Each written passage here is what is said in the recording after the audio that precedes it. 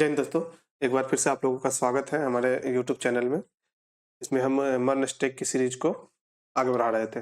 हमने अभी तक 4 लेक्चर को कंप्लीट किए हैं, जिसमें हम एचटीएमएल के 2 लेक्चर कंप्लीट किए हैं, राइट? तो उसके बाद हम अभी थोड़ा-सा आगे बढ़ते हैं और अपने 5वें डे में देखते हैं कि हमें आज क्या पढ़ना है।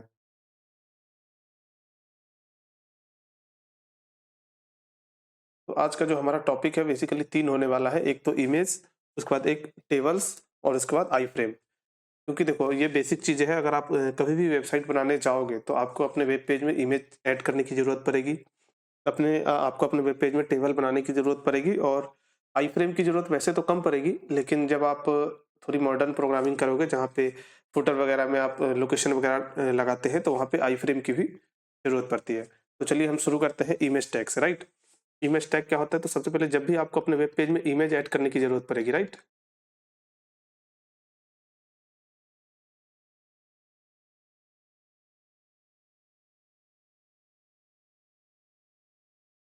इमेज ऐड करने के लिए मतलब जब आप वेब पेज बनाओगे और वहाँ पे आपको कभी भी ऐसा मतलब लगेगा कि यहाँ पे इमेज दिखाना है, क्योंकि अभी जितने भी वेब पेज आप खोलते होगे सब में इमेज रहते ही रहते हैं। इसलिए ये सीखना बहुत ज़रूरी है कि हम अपने वेब पेज में इमेज कैसे लगाते हैं। तो इसके लिए टैग जो होता है, क्योंकि एचटीएमएल में हर कुछ टैग के थ्रू होता है, तो इमेज लगाने के लिए भी टैग आते होंगे। तो उस टैग का नाम है आईएमजी।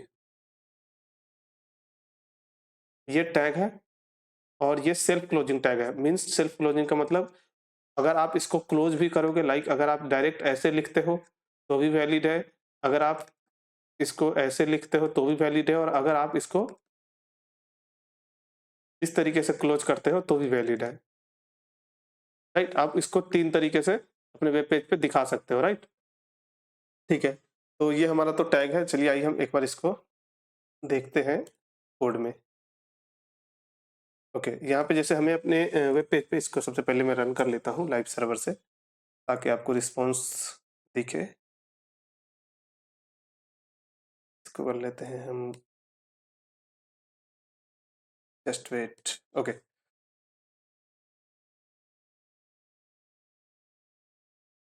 यहाँ पे हमारा अभी तो कुछ भी नहीं दिख रहा है, तो इसके लिए हम सबसे पहले ये देखते हैं कि क्या ये हमारा कोड चल रहा है या नहीं। हमें H1 से यहाँ पे प्रिंट करा लेते हैं डे 5।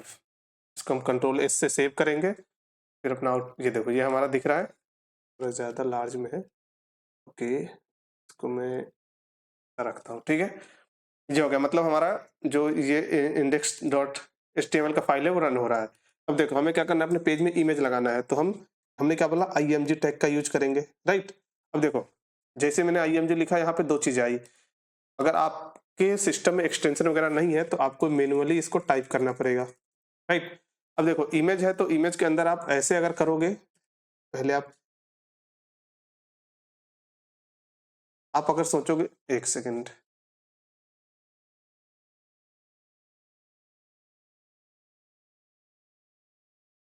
ठीक है, इस तरीके से आप अगर सोचोगे और यहाँ पे कुछ लिखते हैं, जैसे देख लो इमेज, तो ये क्या बोलता है, एरर। मतलब वो कुछ भी नहीं शो होगा, वो एज ए टेक्स्ट प्रिंट कर दिया इमेज को, राइट? ये जो है इसमें हमने इमेज तो लिखा ही नहीं था, अरे ऑटो ऑटो करेक्टनेस की वजह से आया। देखो अब क्या है, ये इमेज टैग है। इमेज टैग को हम यूज कैसे करेंगे, तो हमें अपने वेब पेज में इमेज दिखाने के लिए क्या करना होगा, इमेज दिखाने के लिए हमें सोर्स और एल्ट पास करना पड़ता है। एल्ट ऑप्शनल है लेकिन सोर्स कंपलसरी है। बिना सोर्स के यानी एसआरसी, फॉर एग्जांपल देखो हमने यहाँ पे आईएमजी बनाया, यहाँ पे एक आ रहा है एसआरसी और एक आ रहा है एल्ट। क्योंकि मैंने एट्रीब्यूट शायद नहीं बताया है, लेकिन यहाँ पे मैं आपको एक बार क्लियर करता हूँ एट्रीब्यूट क्या होता है। देखो एट्रीब्यूट क्या होता है, जब भी आप कोई टैग है, फॉर एग्जांपल मान लो यहाँ पे आपको इमेज टैग दिख रहा है, तो इमेज टैग के ओपनिंग साइड में जैसे ये IMG टैग है, यहाँ पे आप ये ओपन हो रहा है, राइट?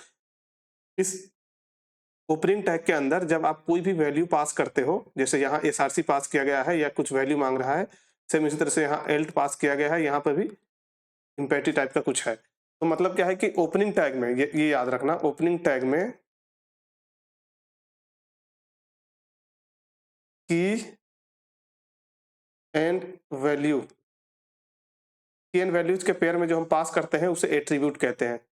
वो जो कीज होता है उसको हम एट्रीब्यूट नाम बोलते हैं और उसकी जो वैल्यू होती है उस एट्रीब्यूट की वैल्यू होती है। फॉर एग्जांपल जैसे यहाँ पे देखो, यहाँ पे भी एक की है और उसके बाद एक वैल्यू है जहाँ अभी कुछ भी नहीं है, हम पास करेंगे वहाँ कुछ, ठीक है? तो इस तरीके से हम एट्रीब्यूट बनाते हैं अपने एचटीएमएल पेज में। जैसे मान लो आप सबसे ज़्यादा यूज़ करने वाले हो क्लास एट्रीब्यूट का, जो आप यहाँ पे क्लास का नाम रखोगे जो भी आप रखना चाहो। आईडी एट्रीब्यूट आप यहाँ पे बहुत सारे यूज़ करने वाले हो। इसी तरीके से अगर आप इमेज यूज़ करते हो, एसआरसी यूज़ करना पड़ेगा आपको। जैसे आपने एंकर टैग पढ़ा था, ए टैग, वहाँ पे आप यूज़ कर रहे थे एचआरईएफ, राइट? इस तरीके से ये सारे क्या है, एट्रीब्यूट है, जो सारे टैग में आप जिस टैग में कुछ टैग में जो है एट्रीब्यूट फिक्स्ड आते हैं। फॉर एग्जांपल अगर आप एंकर टैग यूज करते हो तो इसमें एचआरईएफ अगर आप नहीं दोगे तो वो वर्क नहीं करेगा। जैसे आप इमेज के अंदर मान लो एसआरसी के अंदर अगर डेटा नहीं दोगे, क्योंकि वो उसका पहले से बना हुआ सिस्टम है कि एसआरसी के अंदर उसके सोर्स को देना होता है, राइट? तो ये एट्रीब्यूट है। आई होप क्लियर होगा थोड़ा बहुत आपको।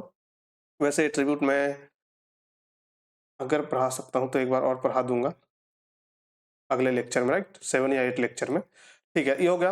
अब हमें इमेज बनाना है। यहाँ पे एसआरसी के अंदर हमें इमेज का सोर्स देना है। चूंकि हमारे इसमें अभी तक कोई इमेज है नहीं, मैं यहाँ से एक इमेज डाउनलोड करता हूँ।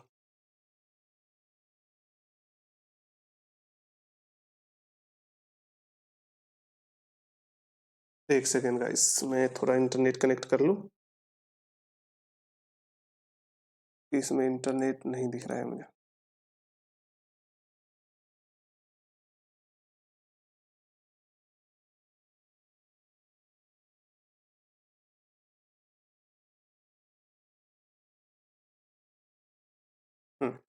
ये हो गया। जैसे मैं यहाँ पे कोई भी इमेज मारता हूँ,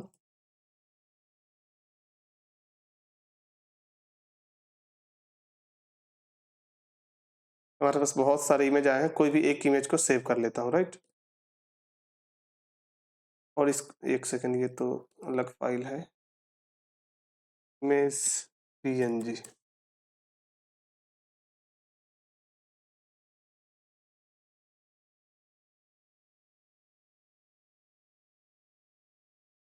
GIGF फाइल क्यों ना, जस्ट वेट गाइस।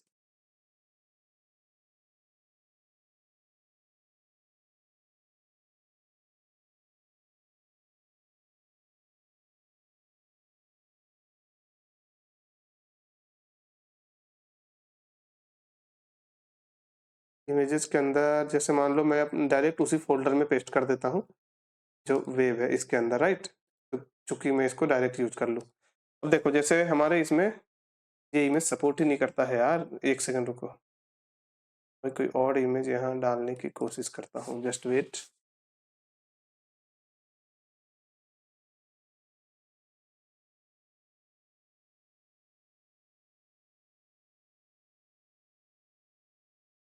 जैसे ये इमेज है, राइट? इसी इमेज को मैं उठा के यहाँ रख देता हूँ। क्लियर? जैसे एक हमारे पास एक इमेज आ गया, एप डेव करके। इसका नाम भी थोड़ा सा मैं चेंज कर लूँ, छोटा रख देता हूँ ताकि ओके, ये हमारे पास एक इमेज आ गया हमारे फोल्डर में।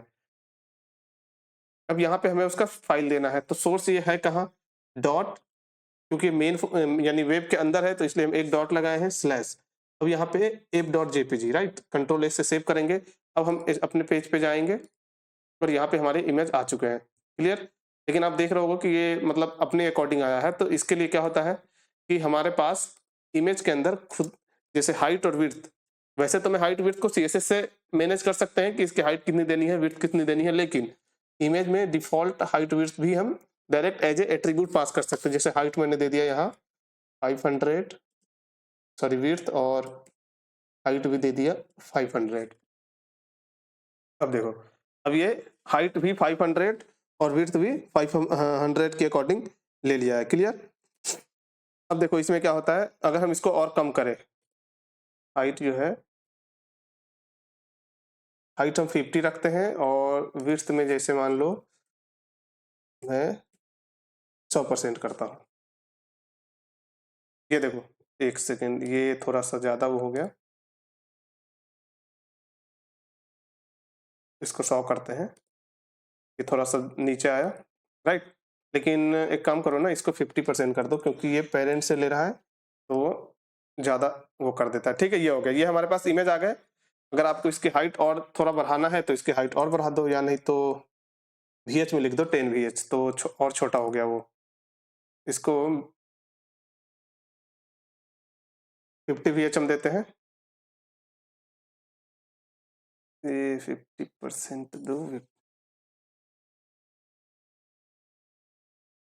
ओके ये हो गया 50% हमने दिया, इमेज अपने अकॉर्डिंग एडजस्ट हो गया, ठीक है, जितना हमने हाइट विड्थ दी है। अब देखो अब क्या है कि एक आप देख रहे होगे कि यहाँ पे एक अल्ट टैग दिया हुआ है ALT करके, इस ये क्या है, तो देखो जब हम इमेज के अंदर सोर्स देंगे तो कभी कभी ऐसा होगा कि ये वाला जो सोर्स है वो वैलिड नहीं होगा, या हो सकता है कि आपने जो ये इमेज डाला है वो इमेज डिलीट हो गया तो ये सोर्स जो है इनवैलिड हो गया, तो उस टाइम पे हमें क्या दिखाना है, तो उस इसलिए हम यहाँ पे जैसे लिखो, यहाँ पे हम लिख देते हैं इमेज है यहाँ, क्लियर। तो अभी आपको ये नहीं दिखेगा, इसमें क्यों नहीं दिखेगा, क्योंकि जो इमेज का सोर्स है वो वैलिड है, वैलिड सोर्स है, तो वो अल्टरनेट वाला टैग नहीं दिख रहा, अल्टरनेट टेक्स्ट नहीं दिख रहा। लेकिन अगर यहाँ पे मान लो मैंने कुछ अलग लिख दिया और अब जब आप देखने जाओगे तो यहाँ पे देगा इमेज है यहाँ, राइट, क्यों, क्योंकि ये अल्टरनेट, एक सेकेंड, हाँ ठीक है, ये हो गया इमेज है यहाँ, ये हमें दिख रहा है। इस तरीके से हम इमेज को सेट करते हैं। उसके बाद देखो एक इसमें इसके अंदर एक और एट्रीब्यूट होता है जो आप पास कर सकते हो, जैसे टाइटल, टाइटल के अंदर कोई वैल्यू दो, जैसे मान लो डेव का इमेज है। अब क्या होगा जब आप उस इमेज पे जाओगे, होवर करोगे, एक सेकेंड, सबसे पहले तो इमेज सही करो, हो गया। अब जब उस इमेज पे जाओगे, इसको होवर करोगे तो देखो यहाँ पे कुछ आएगा, ये आ रहा है कुछ लिखा हुआ, जस्ट होवर के नीचे देखना, एक सेकेंड, ये देखो, ये मैं आपको दिखाने की कोशिश करता हूँ।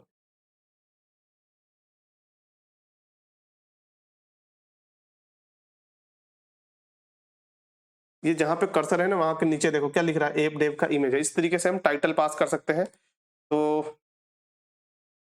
हमने क्या क्या देखा अभी तक, अभी तक हमने 4-5 एट्रीब्यूट उसमें देखे हैं, जिसमें क्या है, एक है SRC, जब हम इमेज बनाते हैं तो SRC देते हैं, SRC कंपलसरी है, SRC अगर आप नहीं दोगे तो इमेज आपको शो नहीं होगा, ठीक है। उसके बाद हम एक ALT एट्रीब्यूट होता है, अल्टरनेट टेक्स्ट हमें दिखाना होता है, जब हमारा SRC फेल हो जाए तो उस समय हम ALT टैग का यूज करते हैं, और ALT एट्रीब्यूट का यूज करते हैं, वहां पे वैल्यू पास करते हैं तो वो इमेज हमें दिख जाता है, जिससे कि आसानी होती है ये पहचानने में कि यहाँ पे कौन सा इमेज होगा, राइट। उसके बाद क्या है, और ये SEO पर्पस के लिए भी बहुत अच्छा होता है, SEO पर्पस, जो हमारा नेक्स्ट होगा टॉपिक, उसमें पढ़ना है हमें SEO क्या होता है। उसके बाद क्या है, एक विड्थ एट्रीब्यूट होता है, जिसके अंदर हम इमेज की विड्थ देते हैं। अगर आप डायरेक्ट मतलब मान लो विड्थ और हाइट बिना दिए पास करते हो तो वो क्या होता है कि मतलब जो उसकी इमेज की खुद की हाइट विड्थ होती है वो अपने अकॉर्डिंग एडजस्ट कर लेती है वो। उसके बाद हाइट हम पास कर सकते हैं अपने, जो हमें उस इमेज की हाइट देनी है, और टाइटल हम देते हैं जो हवर इफेक्ट पे दिखता है। लेकिन ये विड्थ और हाइट ये भी ऑप्शनल है, टाइटल भी ऑप्शनल है, राइट। लेकिन क्या है कि जब हमें जरूरत पड़ती है, जैसे मान लो विड्थ हाइट हमें अगर HTML से डायरेक्ट मैनेज कर सकते हैं तो इमेज में डायरेक्ट मैनेज कर लो, लेकिन हमें इस ये हाइट और विड्थ को CSS से भी मैनेज कर सकते हैं। हमें ये भी हमें आना चाहिए कि इस इमेज की हाइट और विड्थ को CSS से कैसे मैनेज करते हैं, जो कि हम बताएंगे जब CSS सीखेंगे। तो आई होप आपको इमेज टैग क्लियर होगा। अब देखो ये क्या है, ये वाला जो इमेज हम दिए हैं SRC के अंदर वो हमारे फोल्डर में है, मतलब हम अपने लोकल सिस्टम से इमेज को दिखा रहे हैं, राइट। लेकिन क्या है कि अगर हम चाहते हैं कि direct live link they, for example ये वाला इमेज है, जस्ट वेट, मैं कोई और, ये इमेज है, मान लो ये इमेज हमें डायरेक्ट दिखाना है, तो इमेज पे गए हम, इमेज के बाद हम जैसे राइट क्लिक करेंगे तो हमारे पास एक सेक्शन आएगा, copy image address, right. Copy image address, अब ये कॉपी करो और ये सोर्स के अंदर डाल दो। अब जब आप उस सोर्स को कॉपी करके वहां डाल दोगे और उसके बाद फिर जब अपने वेब पेज पे जाओगे तो आपका इमेज चेंज हो चुका होगा, ये देखो ये आपका इमेज आ गया है। तो क्या हुआ है कि देखो, एक जब हम अपने लोकल सिस्टम से जब इमेज पास करते हैं, जो हमारे सिस्टम का ही इमेज जब हम वेब पेज पे दिखाते हैं तो उसे हम बोलते हैं रिलेटिव पाथ। और जब हम कहीं से फिक्स्ड, यानी हम कहीं और वेब पेज से उठा के फिर हम यहाँ पे अपनी इमेज को दिखा रहे हैं, जो हमने अभी लिंक के थ्रू दिखाया है, उसे हम बोलते हैं एब्सोल्यूट पाथ। आई होप आपका ये क्लियर होगा इमेज क्या होता है और इमेज को हम कैसे अपने स्क्रीन पे दिखाते हैं, राइट। तो इसी के साथ जैसे ये हो गया इमेज। अब हम थोड़ा सा आगे बढ़ते हैं, इमेज के बाद जो हमारा नेक्स्ट टॉपिक था वो है टेबल। हाँ देखो, HTML में हमें टेबल भी बनाने की जरूरत पड़ती है, राइट, क्योंकि बिना टेबल के, जैसे मान लो हमें अगर कुछ डेटा दिखाना है तो वो तो टेबल में ही दिखाओगे ना। तो इस तरीके से अब हम टेबल देखते हैं कि टेबल कैसे बनाते हैं। तो टेबल बनाने के लिए हमारे पास एक टैग होता है, सबसे पहले तो टेबल, एक हमारा जो इसका पेरेंट होता है टेबल बनाने के लिए वो टेबल टैग होता है। अब टेबल के अंदर हमारे पास 3 चीज़ें होती है। एक होती है टेबल रो, एक होती है टेबल हेडिंग, एक होती है टेबल डेटा टीडी। ये इस तरीके से 3 टैग होता है, टेबल रो, टेबल हेड और टेबल डेटा। अब देखो इसमें क्या है कि ये टेबल रो से टीआर हो गया, टेबल हेड से टीएच हो गया और टेबल डेटा टीडी। राइट, अब देखो हम डायरेक्ट अपने कोड में चलते हैं और वहां देखते हैं कि टेबल कैसे बनाते हैं। लाइक जैसे ये हो गया, हम यहाँ से ये वाला इमेज वाले को हटा देते हैं क्योंकि इमेज हमें आ गया है। अब देखो हमें बनाना है टेबल, तो हमने क्या बनाया, सबसे पहले टेबल का जो मेन है टेबल, हम टेबल टैग यूज किए। अब इसके अंदर हमें कोड लिखना है, ये टैग हमें इतना बताएगा वेब पेज को कि कुछ टेबल वगैरह आने वाला है। ठीक है, अब हमने क्या बोला है, टेबल के अंदर सबसे पहले इसका स्ट्रक्चर समझो, टेबल कैसे बनते हैं। राइट, टेबल का मतलब क्या हुआ, जैसे ये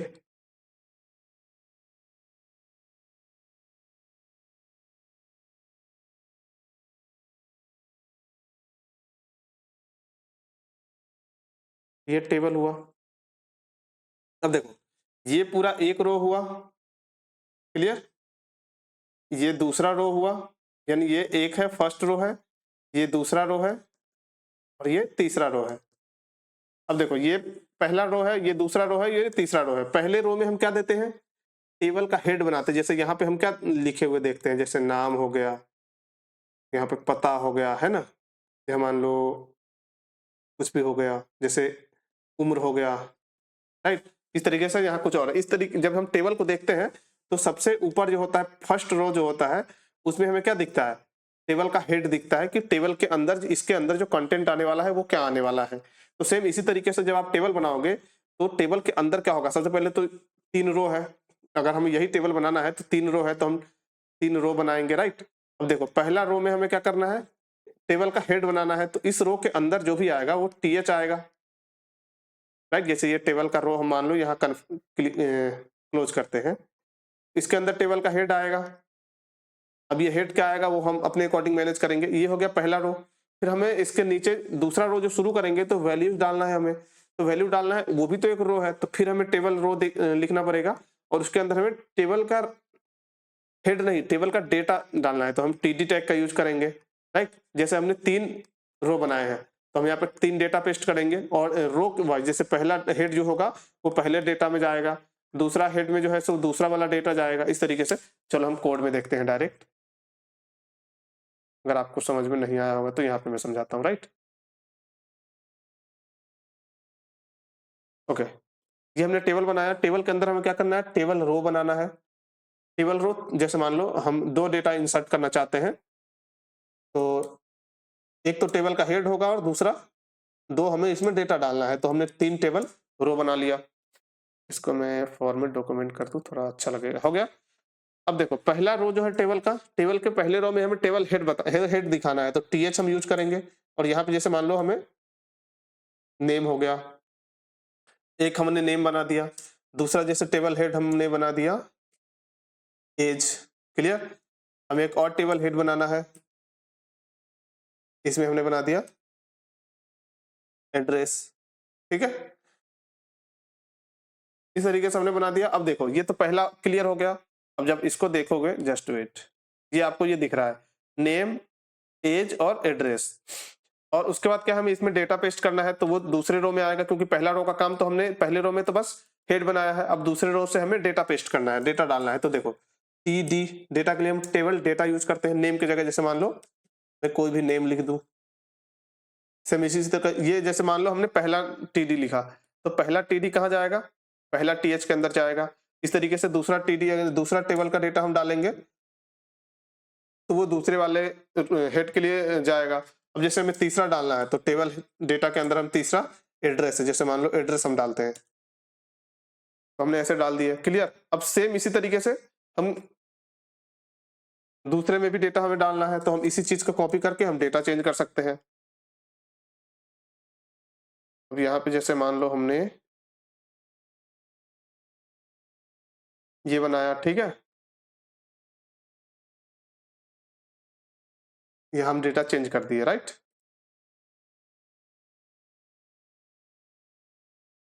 अब देखो इस तरीके से हमारा टेबल कुछ ऐसा दिखेगा, जिसमें पहला ऊपर वाला जो है थोड़ा बोल्ड दिख रहा है। बोल्ड का मतलब क्या है, ये टेबल की हेडिंग है, जो कि नॉर्मली आप जब पेन कॉपी से भी टेबल बनाते हो तो इसी तरीके से बनाते हो। क्लियर, ये हो गया। उसके बाद ये पहला डेटा हो गया, ये दूसरा डेटा हो गया। अब देखो पॉइंट ये है कि इसमें हमें कुछ अलग दिख रहा है, मतलब मर्ज सब टेक्स्ट जो है से सब पास पास में दिख रहा है तो अच्छा नहीं लग रहा है। हम चाहते हैं कि सबका जो, जैसे हम टेबल को पेन कॉपी से बनाते हैं, जैसे कि जब हम पेन से बना, एक सेकेंड, तो इस तरीके से बनाते हैं ना, यहाँ पे जैसे ये एक बॉक्स न की तरह नजर आता है, ये एक बॉक्स के जैसा है, ये एक बॉक्स के जैसा, लेकिन यहाँ वो नजर नहीं आ रहा है। तो इसके लिए हम क्या करेंगे, हमारे पास एक एट्रीब्यूट है जो हम टेबल के अंदर डायरेक्ट पास करेंगे, वो है बॉर्डर। टेबल के अंदर हम डायरेक्ट बॉर्डर पास करेंगे और बॉर्डर में हमें वैल्यू देना होता है कि हमें कितना वैल्यू, जैसे हम 1 देंगे तो ये 1 पिक्सल के हिसाब से आ जाएगा। फॉर एग्जांपल देखो ये हमारे पास बॉर्डर आ गया 1। क्लियर, तो इस तरीके से हम टेबल बना सकते हैं। अब देखो इसको, इस ये जो बॉर्डर है उसको हम अपने अकॉर्डिंग मैनेज कर सकते हैं, लेकिन यहाँ मैनेज नहीं करेंगे, उसको हम मैनेज करेंगे CSS में, राइट।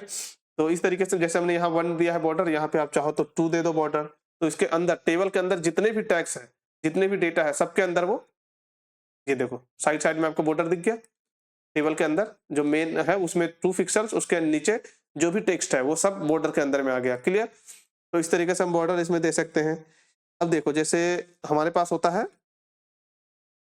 कॉल स्पैम और रो स्पैम। फॉर एग्जांपल जैसे हमने स्टूडेंट, ये हमने बनाया था नेम। अब नेम के अंदर जैसे मान लो हमने दे दिया कॉल स्पैम और यहाँ पे हम दे दिए 2। अब देखो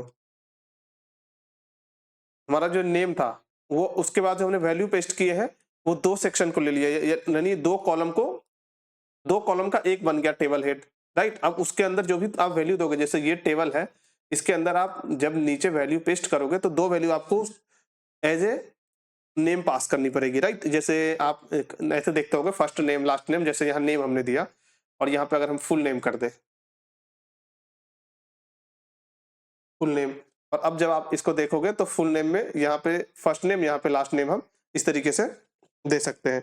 अब जैसे देखो एक होता है रो स्पैम, ये रो वाइज मैनेज होता है। रो स्पैम जैसे मान लो हम, जस्ट वेट, इस टेबल डेटा के अंदर पास करते हैं,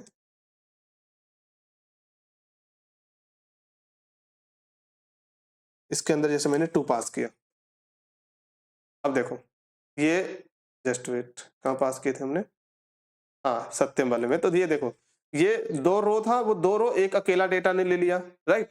तो अगर हमें टेबल में कुछ इस तरीके से मॉडिफाई करना पड़ेगा, जो कि हम इसको, ये हमें करने वाले हैं, हम आपको बोलेंगे वो बनाने के लिए, क्या बोलते हैं, टाइम टेबल, अपने कॉलेज का या अपने स्कूल का, आप जहाँ भी हो उसका टाइम टेबल आप इसी तरीके से बनाओगे कि ऐसा रहता है लंच टाइम में सब खत्म, फ्री हो गया, उसके बाद और भी जैसे कौन सा आवर चलने वाला है किस सब्जेक्ट का, उसके अकॉर्डिंग तो ये हम प्रोजेक्ट में बनाने वाले हैं। क्लियर, तो ये हो गया टेबल। आई होप आपको टेबल समझ में आया होगा, और जब हम प्रोजेक्ट करेंगे तो इसको और ज़्यादा एक्सप्लोर करेंगे, जिससे कि और ज़्यादा क्लियर होगा। तो चलिए थोड़ा आगे बढ़ते हैं। उसके बाद हमें जो नेक्स्ट टैग देखना है वो है आई फ्रेम। आई फ्रेम काफ़ी इंटरेस्टिंग है, लेकिन ज़्यादातर केस में लोग जो है इसको इग्नोर करते हैं, क्योंकि नॉर्मली इसका यूज समझ ही नहीं आता है कि इसका यूज कहाँ करना है आई फ्रेम का। आइए हम आपको बताते हैं आई फ्रेम का यूज कहाँ करना है। आई फ्रेम के लिए सबसे पहले टैग होता है, उसका नाम है आई फ्रेम, राइट। ये टैग का नाम है। इसका वर्क क्या है, वर्क की जैसे मान लो ये अपना वेब पेज है, वेब पेज है। अब हम इसमें चाहते हैं कि कहीं पे भी कुछ भी थोड़ा सा सेक्शन बनाएं, और इसके अंदर हम चाहते हैं कि किसी दूसरे वेब पेज के कंटेंट को दिखाएं, या तो या मतलब मान लो, जैसे मान लो हमारा ये कोई पेज है, उसके अंदर हम चाहते हैं कि यहाँ पे हमारी कॉलेज की वेबसाइट को दिखाएं, जो कि इतने दूर में रन हो ऑटोमेटिक, तो हम ये दिखा सकते हैं। जैसे मान लो ये हमने एक जगह बनाया, इसके अंदर हम कोई वीडियो चला सकते हैं जो इसी के अंदर ही चलेगा। इसके अंदर हम कोई ऑडियो चला सकते हैं जो बस उसी फाइल के अंदर, जितना हमने आई फ्रेम बनाया है उसी के अंदर चलेगा। चलो हम आपको एग्जाम्पल के साथ बताते हैं तो आपको ज्यादा क्लियर होगा। हमने क्या बताया, आई फ्रेम बनाना है, तो हम आई फ्रेम के लिए आई फ्रेम टैग का यूज करेंगे। देखो ये तो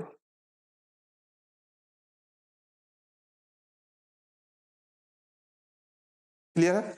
आई फ्रेम में क्या होता है, हमें सोर्स डालना होता है, उसके बाद फ्रेम बॉर्डर। तो फ्रेम बॉर्डर अभी के लिए आप चाहो तो यहाँ दे सकते हो, वही बॉर्डर है जो टेबल में रहता है, ये हमने दे दिया। उसके बाद अब जैसे हमने क्या बताया, ये तो मतलब पूरी विड्थ हो गई ना, इसमें विड्थ और हाइट हम अपने अकॉर्डिंग देते हैं, ताकि हमें अपने वेब पेज में के अंदर कितना स्पेस इसको देना है वो हम विड्थ और हाइट से सेट कर सकते हैं। जैसे हमने दिया 50%, ये पेरेंट से तुलना होता है, ठीक है। हाइट भी हमने दे दिया 50%। अब देखो, अब इसके अंदर अभी हमें सोर्स देना होता है, तो सोर्स के लिए अभी के लिए जैसे मान लो ये आपको ये दिख रहा होगा, क्लियर। अब सोर्स हमें देना है, तो सोर्स में मैं कोई भी वेबसाइट का लिंक दे देता हूँ, जैसे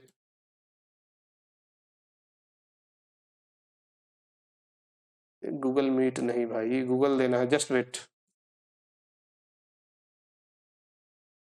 ये हमने गूगल की वेबसाइट को कॉपी किया और हम अपने आई फ्रेम के अंदर सोर्स के अंदर इसको पेस्ट कर दिया, क्लियर। अब देखो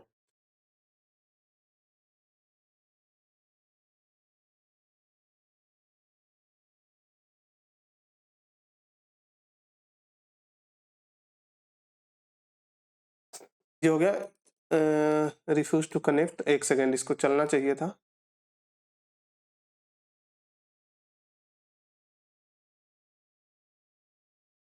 एक सेकेंड गाइस, ये जो है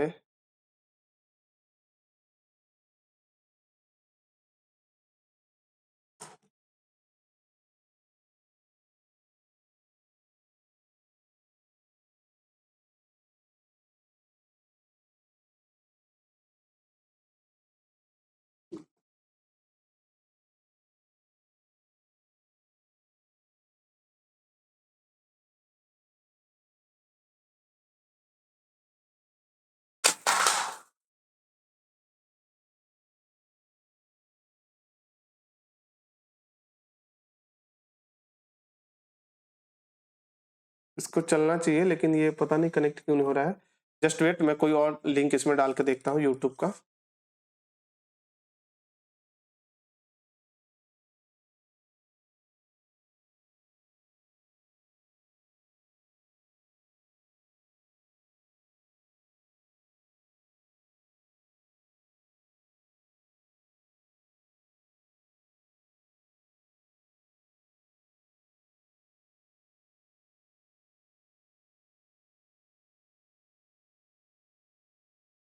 ये रिफ्यूज टू कनेक्ट हो रहा है।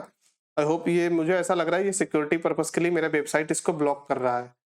अगर मैं इसको कहीं और ओपन करूं, जस्ट वेट, क्या वहां पे चल सकता है?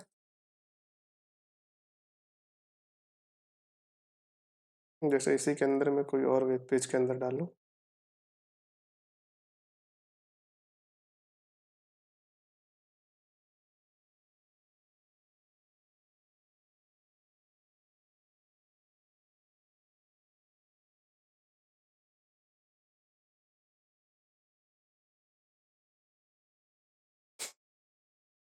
ये यहाँ भी ब्रेक हो रहा है। लेकिन आप अपने में ट्राई करो, अगर आपका जो ब्राउजर है वो ब्लॉक नहीं कर रहा होगा इसको, तो ये 100% चलेगा, ठीक है। इस तरीके से हम आई फ्रेम का यूज करते हैं। जैसे मान लो हम कोई वीडियो का लिंक डालते हैं, अभी हमारे इसमें तो वीडियो है नहीं, एक सेकंड में इधर से डाल देता हूँ इसमें। जैसे डाउनलोड में से हम कोई वीडियो उठाते हैं, वीडियो वीडियो वीडियो मिल जाए भाई,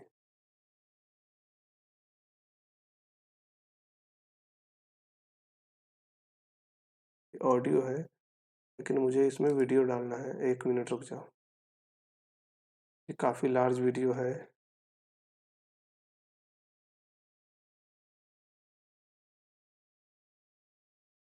जैसे इसमें छोटा सा वीडियो होगा, रुको।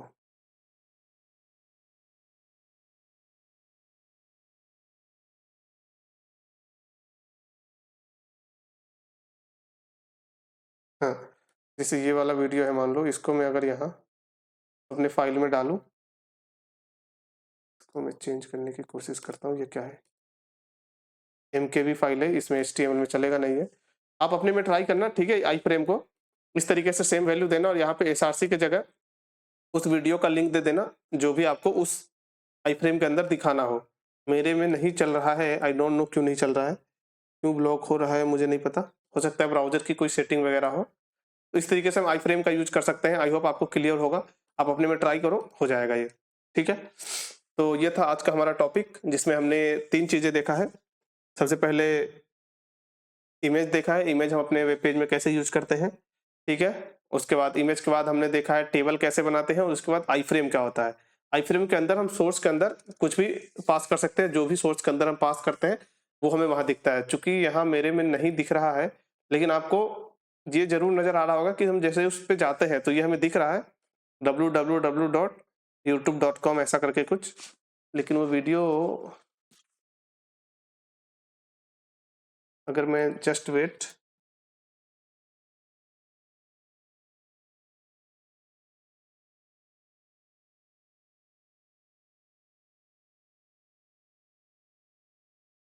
मैं कोई सा भी एक वीडियो यहाँ डालने की कोशिश करता हूँ,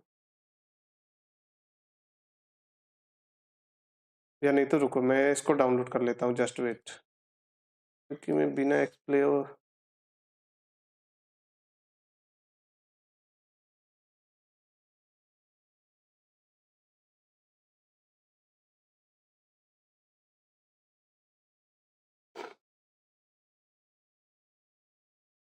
मैं नहीं चाहता कि आपको बिना बताए मैं इसको ख़त्म करूं, इसीलिए जस्ट वेट, मैं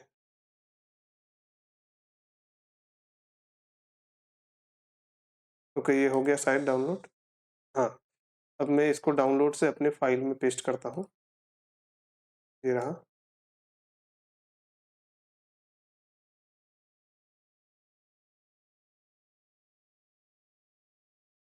ये मैं वीडियो यहाँ पे वीडियो बनाया,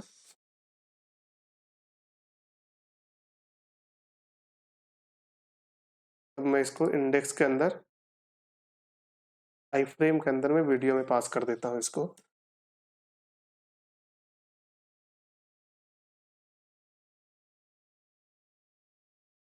ये देखो, ये आई फ्रेम एक बॉडी बना, जिसके अंदर जैसे हमने वीडियो का लिंक डाला है वो वीडियो चलने लगी। वेबसाइट का लिंक पता नहीं क्यों नहीं चल रहा था, लेकिन वो चलेगा, आप अपने में ट्राई करना, 100% वो चलेगा। ये हो गया। अब जैसे एक चीज और देखो, जैसे हमारे पास एक क्या है, about.html है। अब about.html में कुछ कंटेंट है, जैसे मान लो ये है, यही मान लो, ठीक है। अब हम इसको अपने इंडेक्स के अंदर जब पास करेंगे, यहाँ आपने ये वीडियो देख लिया, जो वीडियो ऑटोमेटिक चलने लगा उसमें, अब उसको आप कंट्रोल कर सकते हैं, वो सेकेंडरी मैटर है जो हम देखेंगे आगे। अब फॉर एग्जांपल जैसे हमने इस जैसे आई फ्रेम है, उसके अंदर हम चाहते हैं अबाउट वाला कंटेंट दिखे, तो हम इसमें अबाउट का यूआरएल दे सकते हैं सोर्स के अंदर। तो अब जब इसमें जाओगे तो ये अबाउट का कंटेंट दिख रहा है, आप फिर होम पे क्लिक करोगे तो इसी पेज के अंदर आपका जो ये मेन पेज है, क्योंकि अबाउट के अंदर आपने क्या किया हो, एक एंकर टैग बनाया हो जो होम के कंटेंट को दिखा रहा है। तो ये आई फ्रेम ने क्या किया है कि आई फ्रेम के अंदर जो अबाउट था, उसके बाद एक सेकेंड, हाँ, आई आई फ्रेम के अंदर हमारा जो बॉक्स बना था, उसके अंदर मैंने क्या किया, अबाउट के कंटेंट को दिखाया, और उस अबाउट के अंदर हमारे पास एक लिंक था जो हमें इंडेक्स वाले फाइल को दिखा रहा है। तो इस तरीके से हम, आई होप आपको क्लियर हो गया होगा कि आई फ्रेम क्या करता है। आई फ्रेम जस्ट एक अपने एक स्पेस है जो रिजर्व कर देता है, आप उसके अंदर कुछ भी परफॉर्म करा सकते हो। जैसे आप कोई वीडियो चलाना चाहते हो, कोई ऑडियो चलाना चाहते हो, जैसे गूगल मैप का लिंक आप उसमें डालना चाहते हो, उसके बाद जैसे आप किसी दूसरे वेब पेज को दिखाना चाहते हो, ये सारी चीजें आप उस आई फ्रेम के अंदर कर सकते हो। आई होप आपको ये क्लियर होगा। तो आज के लिए इतना ही रहेगा, मिलते हैं नेक्स्ट लेक्चर में। जय हिंद।